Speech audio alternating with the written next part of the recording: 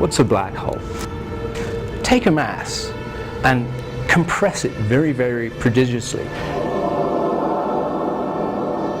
As you do so, the gravity of its surface becomes exceedingly strong, and there comes a point where it's so strong that not even light can escape.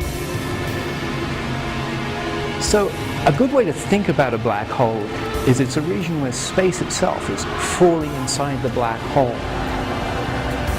There's a place, the event horizon, where space falls faster than light.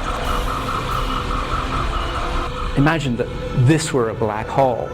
Inside the black hole, inside the event horizon, you can imagine light trying to get out, pointed outwards, trying to get out. But space itself is falling faster than light and drags light itself inside the black hole.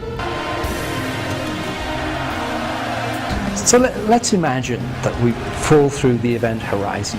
That's the place where space is moving faster than light. We fall deeper down inside the black hole, but if it's a rotating black hole, and surely they all do, then the centrifugal force begins to slow us back down again.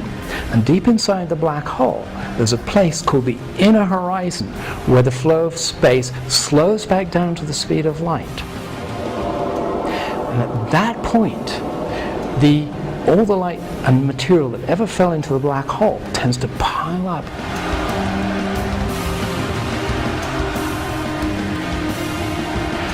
What actually happens as a result of that, stuff trying to come out, stuff falling in, undergoes a tremendous collision and generates this maelstrom of energy.